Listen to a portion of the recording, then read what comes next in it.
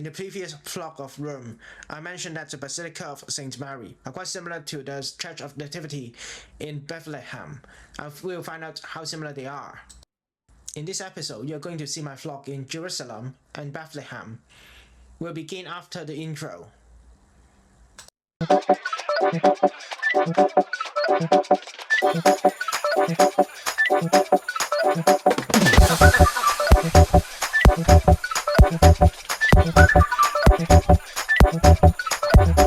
On this flight from Vienna to Tel Aviv, I was flying with Wizz Air. Unlike most European routes, you can't rely on online check-in alone. Passengers are required to go to the counter for a manual check of the ETA before boarding. Starting 1st of January 2025, travelers from visa-exempt countries headed to Israel are required to obtain an ETA before boarding their flight. As we approach Israeli airspace, the cabin announcement instructed everyone to fasten seatbelts, remain seated, and temporarily stop using the lavatories. The crew explains this was in accordance with government security procedures. From that moment on, you can really feel this journey is driven from anywhere else. Israel doesn't stamp a passport. Instead, you receive an entry card with your name and details printed on it, so it's important to keep it safe. I bought my SIM card in this Damascus bookstore in the airport. This menorah you see outside of the terminal is actually designed by Dali. I will talk more about Salvador Dali in my future video in Catalonia. Let's collect our car first. I didn't expect too much from the rental car, but surprisingly they gave me a turbo car. It feels really good. We're driving on a desert road. The Seven Arches Hotel, which I stayed in, is located in East Jerusalem. While the area is administered by Israel, its legal status remains disrupted internationally. The ambiguity is reflected in the urban landscape, fewer high-rise buildings, and noticeably slower development compared to the West Jerusalem. After the Six-Day War in 1967, Israel took control of East Jerusalem and incorporated it into Jerusalem's municipal system, including the Old City. Governance gradually shifted from military administration to civilian rule. However, this change in sovereignty has not been widely recognized by the international community. Under the fundamental principle of international law, territory should not be acquired through war. As a result, the United Nations, the European Union, and most countries continue to regard East Jerusalem as occupied Palestinian territories, with its final status to be determined through future negotiations. It is important to note that this is the legal and diplomatic positions, and does not mean there is no effective administration on the ground. During my stay, the rate is around £60 per night, with breakfast included. It is just 1/3 of the normal price. Let's get a quick room tour. It's a very basic hotel room, but the storage space is quite enough. They got a mini bar, and they refill it with kosher coffee and tea every single day. The toilet is quite basic, no bathtub. Yeah, and that's it. Basically that's it, the whole room. The first thing to do in the morning is of course to have the breakfast. The breakfast buffet isn't huge, but in a country where prices are relatively high, it actually saves a lot of money. Having breakfast at the Seven Arches hotels, looking straight at the Dome of the Rock, honestly, the view alone already feels worth it. I will now share you the view you can enjoy just outside the hotel. The hotel is located on the Mount of Olives, so I can easily get the classic view of Jerusalem. I parked my car at Mandarin Mall and explored Jerusalem on foot from there. It's a really convenient spot, just a short walk to Java's Gate, with modern Jerusalem on one side and the old city on the other. If you are driving into the city, this is easily one of the most practical places to park. Mandarin Mall isn't just a shopping area, it's a transition between modern Jerusalem and the old city. On one side, you have contemporary city life, and just a few minutes walk away, you're at Java Gate. Even though it's a modern development, the architecture is designed to blend in, using the same stone and keeping a low profile so it doesn't overshadow the history.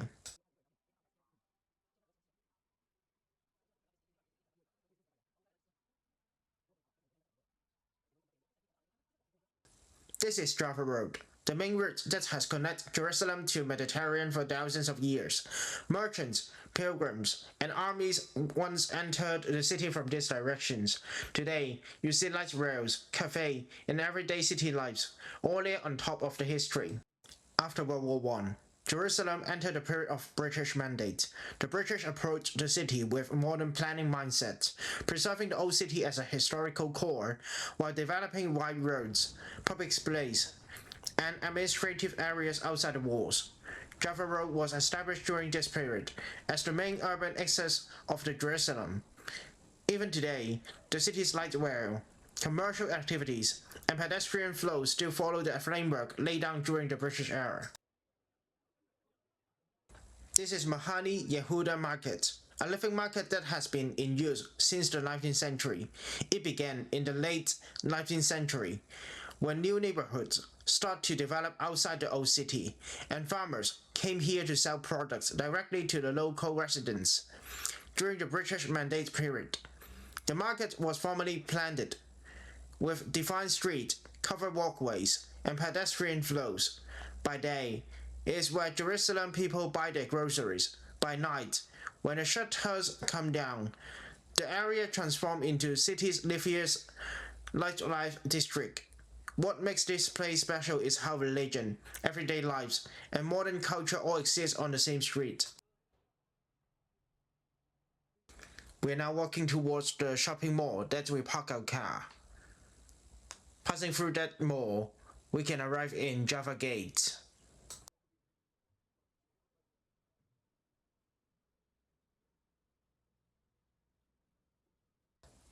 Walking from Manila Mall, modern Jerusalem fades behind me. Ahead is Java Gate, for centuries the main entrance for pilgrims, traders, and empires.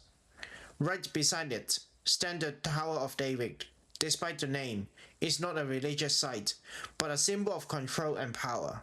Once you pass through this gate, you are not just entered the old city, you are stepping into the heart of 3,000 years of history. There are a total of 8 gates in the old city: Damascus Gate, Lion's Gate, Sion's Gate, Dawn's Gate, Herod's Gate, Golden's Gate, etc.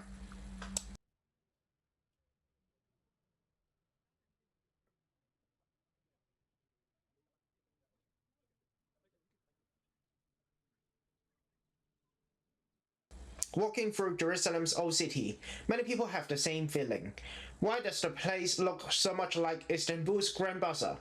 The arches, narrow corridors, the endless row of shops. This is not a coincidence. From the early 16th century, Jerusalem and Istanbul were both part of the Ottoman Empire, a rule that lasted for nearly 400 years. For the Ottomans, governing a city wasn't just about military presence, but about creating a sustainable system of order. The Ottomans developed a highly standardized market system, what we now call the Bazaar system. This system has several defining features. First, narrow but continuous pedestrian streets, because foot traffic was the primary mode of movement. Second, stone-built covered passage and arches, providing shades and protections, allowing commerce to function year-round. Third, trades were grouped by category, a system decided for administration, taxation, and control. Istanbul was the capital of the Ottoman Empire.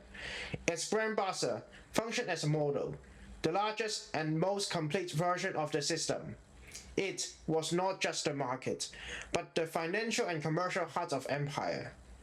Jerusalem was different. It was not an economic hub, but a deeply sensitive religious city. Rather than large-scale redevelopment, the Ottoman integrated markets into religious routes, serving pilgrims while sustaining the city's daily life. During the British Mandate period, the old city was largely preserved, while modern development was pushed outside the wall. As a result, the new city feels European, while the old city retains its Ottoman structure. So, If Jerusalem reminds you of Istanbul, it is not an illusion. You're not just walking through a market, you're walking through the urban system of an empire that no longer exists.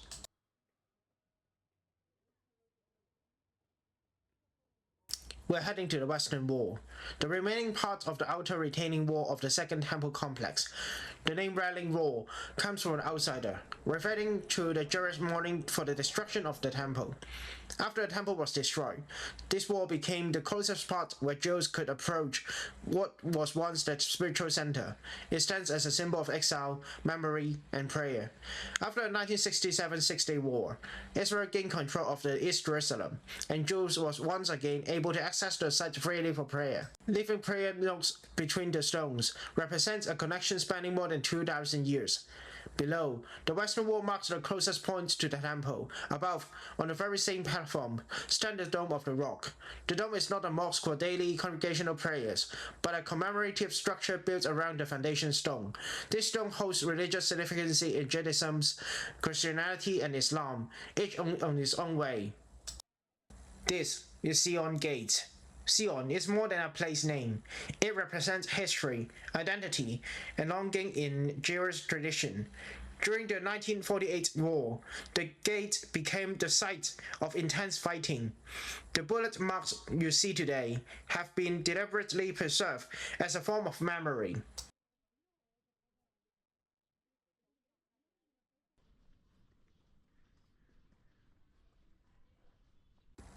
This place is traditionally known as King David's tomb.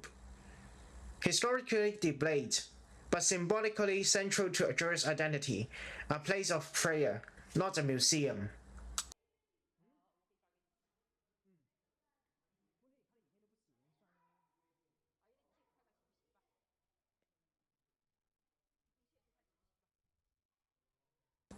Above is the upper room, the room of Last Supper. Not the original space from Jesus' time, but a medieval structure built to remember the Last Supper.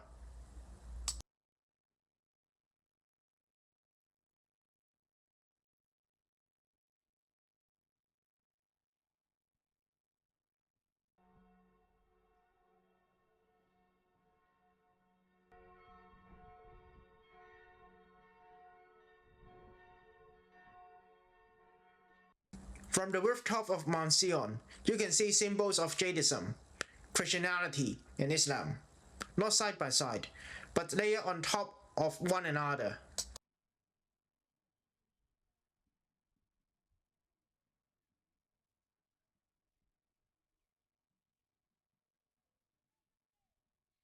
This is Zion Gate, the one covered in bullet holes, which we mentioned earlier. If you look closely at the city wall, you will see it's filled with bullet marks. These are not decoration. They are scars left behind by the 1984 Middle East War. Back then, the gate was sealed for nearly 20 years, cutting the old city off from the outside world.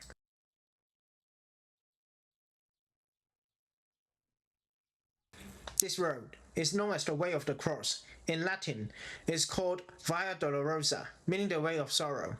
According to the Christian tradition, this is the path Jesus walked from the moment he was sentenced step by step towards his crucifixions. But if you think this road can be precisely reconstructed as a historical path, this is not entirely the case.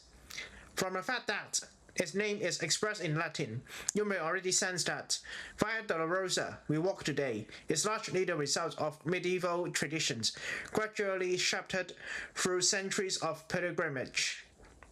In Jesus' time, there was no official route and no signs marking numbered station. What we see today is the church's way of fixing memory of faith into the urban space. You may notice that some scenes along the way of the cross, such as Jesus falling or Veronica wiping his face, are not described in details in the Bible. These are not historical mistakes, but an extension of the devotional tradition. The purpose was never to recreate every details, but to help believers understand the meanings of suffering itself, one station at a time. This is why the Via Dolorosa is not an archaeological route, but a spiritual one. The point is not whatever you walk it precisely, but whatever you are willing to walk it at all. What makes the path especially striking is that it does not run through the empty landscape, but through a city that's still alive. Along the way, you encounter shops, residents, tourists, and praying monks, all sharing the same street.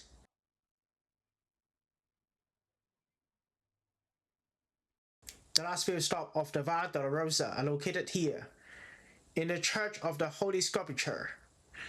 Outside the church, there is a letter that has not been moved for centuries. It is not forgotten. It's deliberately left in place. The church is shared by multiple Christian denominations, and under the 19th century status quo agreement, nothing may be altered without unanimous consent. So the letter remains, not because it matters, but because no one can get agreed to move it.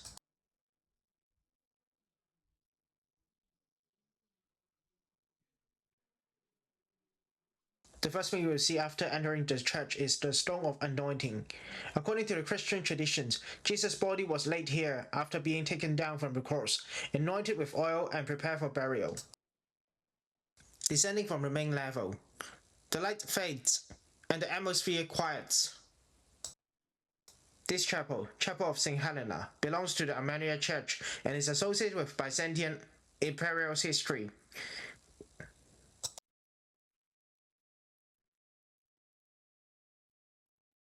And down below is the chapel of the finding of the cross. According to traditions, St. Helena discovered the true cross in this area. This is not about archaeology certainty, but about the preservation of faith and memory.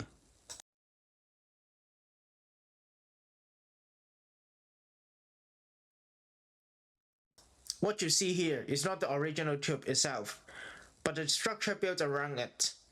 This small shrine have been rebuilt, collapsed, and repaired many times. It is the result of centuries of compromise and dispute. It functions as a protective shield around the tube. Taking pictures is not allowed inside, but I'll tell you what I see.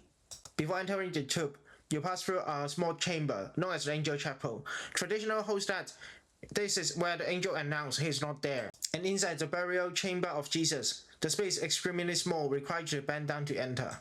Golgotha is a place where Jesus was crucified. What is striking is that the same location is divided into two chapels, belongs to different Christianity denominations. One is Greek Orthodox, the other is Roman Catholics, administered by Franciscans. After the whole day of walking, I would like to find a hypermarket for shopping. However, I found that there is no hypermarket near Jerusalem, so I have to drive. If you're driving, it's not a big problem to find a hypermarket. The price of groceries here is around the same level as they are in the UK.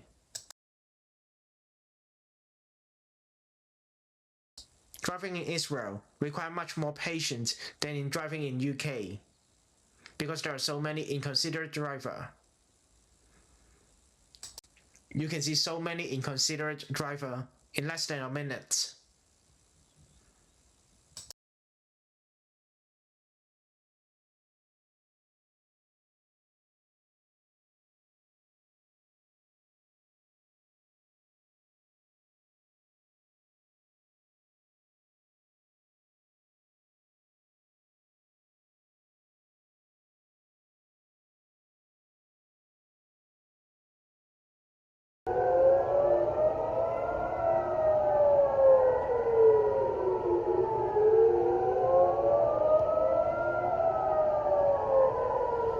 On the third morning, I wasn't woken up by the alarm clock, but by an air siren. Because of projectiles launched from the direction of Yemen, air sirens were activated in Jerusalem. After the air sirens, the city returned to calm. From my hotel room, I look out of the windows while listening to a news anchor reporting the situations. By the way, the Seven Arches Hotel, where I'm staying, is often used as a filming location for news coverage of Jerusalem. Many of the city-wide shots you see on the news are actually filmed from this very viewpoint.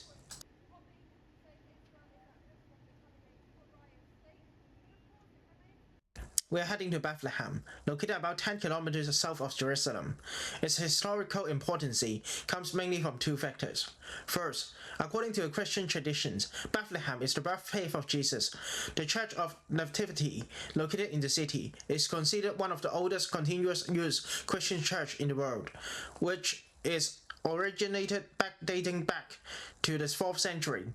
Second, in modern history, Bethlehem has been a representative Palestinian city. Its population is predominantly Palestinian Arab, and historically includes a significant Christian community, many of whom have immigrants over recent decades. Bethlehem is a Zone A of Palestine, being surrounded by fence and wall. I will talk more about the Oslo Agreement and Zone ABC of Palestine in the next episode. This is Checkpoint 300. Located between Jerusalem and Bethlehem, it is not decided for tourists, but functions primarily as a daily crossing for a large number of Palestinians entering Jerusalem. The checkpoint was established in the early 2000s as part of the Israel Borders Security System. Over time, it evolved from a temporary military post into a highly institutionalized control facilities.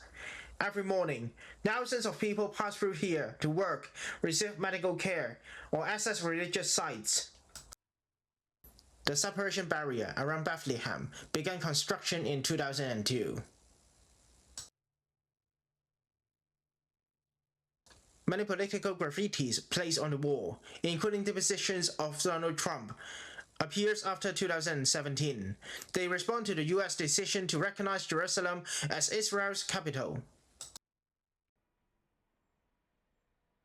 I have to mention a British artist, Banksy. Banksy's relationship with Bethlehem is not accidental. Since 2005, he has used the separation wall as a canvas, turning a structure built for security into a global visual statement. We're now heading to the town center of Bethlehem. We're going to have our lunch there. I picked the KFC. Why would I pick that? Two reasons. I'm going to tell you the first one. For the second one, I'm going to tell you in the next episode. In Zone A of Palestine, meals are much cheaper than in most places of Israel. This KFC meal just cost me 45 shekels. Besides, there are no KFC in Israeli cities. For the details reason, I'm going to explain in the next episode. This is the Church of the Nativity, traditionally believed to be the birthplace of Jesus Christ.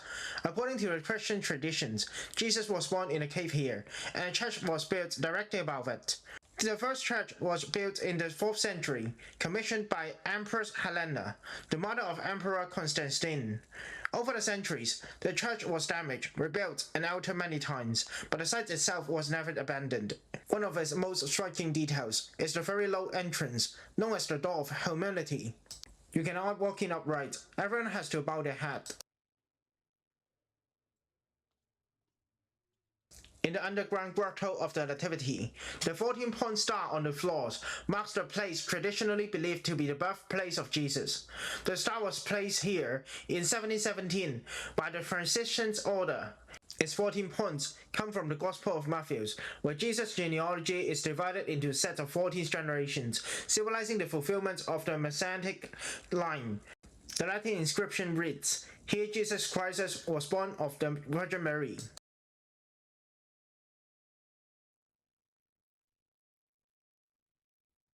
Next to the Church of the Nativity is the St. Catherine Catholic Church, managed by the Franciscan order. Because the basilica itself is shared by multiple Christian denominations, official Catholic Mass are usually celebrated here instead. Every Christmas Eve, the Midnight Mass of Bethlehem, broadcast live around the world, take place inside this church. Beneath St. Catherine's Church, there's a passage directly connected to the Grotto of the Nativity. During Christmas Eve ceremony, clergy move through the underground routes, separated on the surface, but in reality, they form a single religious complex.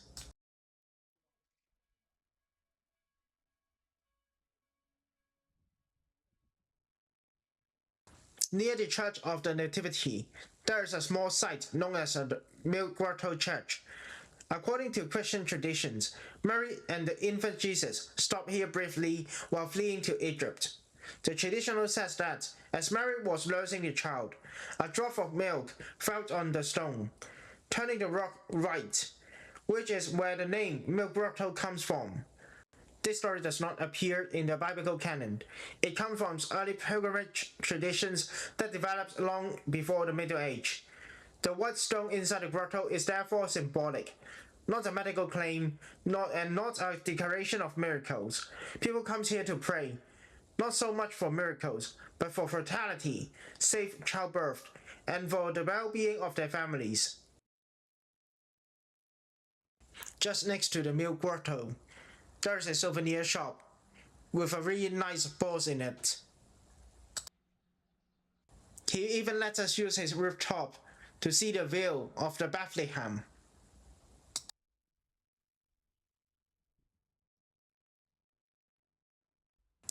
This coffee shop is quite famous among travelers, so I decided to give it a try.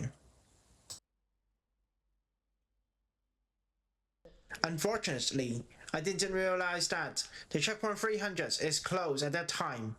Therefore, I have to take the bus and make a big way to collect my car, which parked outside the checkpoint 300.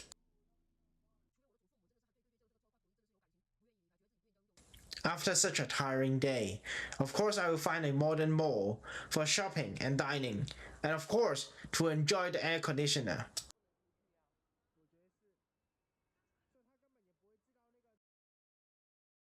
When I almost arrived at my hotel, small disturbance occurred. 7 Arches Hotel. You need to go to the hotel? Yeah. I don't know if you can go in now. משטרה לא מורשה. What happens? Yeah, but we're like... אתם יכולים להזדרז, מגיעים לי פה אוטובוסים, צריך לשחרר. תמשיך בינתיים. עושה סיבוב. Uh-huh. That night, on the way back to the hotel, the road was suddenly blocked. Across the street, a funeral was taking place on the Mount of Olives. Because of the funeral, the road outside the hotel was temporarily closed. We had to explain that we were hotel guests, and after some negotiation, we were finally allowed to pass.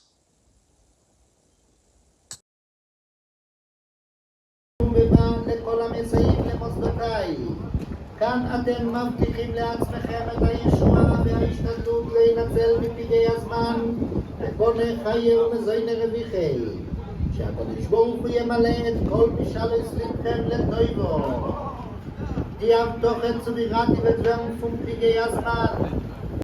We have just explored the Milk Grotto in Bethlehem. Therefore, I would like to talk about breastfeeding in this episode. What is the difference between breast milk and baby formula? The main difference is, apart from water and nutrition, it also provides antibodies, especially immunoglobulin A. Human also has colostrum, which are first milk after birth. Research show that it can reduce the chance of necrotizing enterocolitis in preterm infants. We just mentioned the breast milk contains immunoglobulin A. However, the protection lasts only during the breastfeeding and drops quickly after stopping. It mainly protects against gastrointestinal infections. Therefore, the breast milk only brings passive immunity. Breast milk cannot replace vaccines. Getting vaccines according to the schedules is still very important. In case you find breastfeeding difficult, it's often associated with poor skill. You should consult a breastfeeding consultant for proper skill. Medications and supplements often lack strong evidence. So, what medical conditions or medications affect the decisions of breastfeeding? In a mother with mastitis, we actually encourage them to feed more.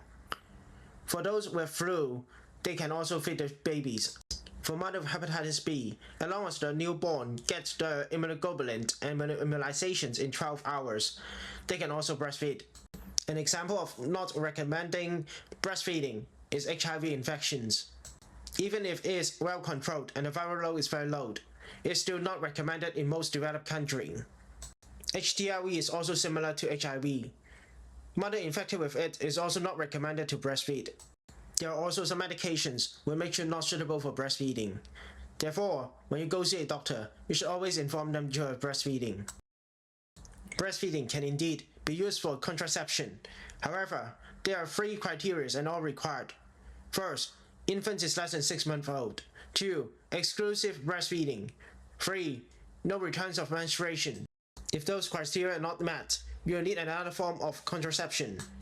The preferred choice would be pills or injections with progesterone only, or you could also choose intrauterine device. Combined pill or patch containing estrogen may reduce milk supply. Breastfeeding is not a moral standard. Partial breastfeeding still brings benefits to both mother and children. Please do not feel any stress or guilt if the breastfeeding is not as good as expectation. If you like this video, please give me a like. If you have any questions, please leave it in the comment section below. If you don't like it, share it to your friend. I will see you next time.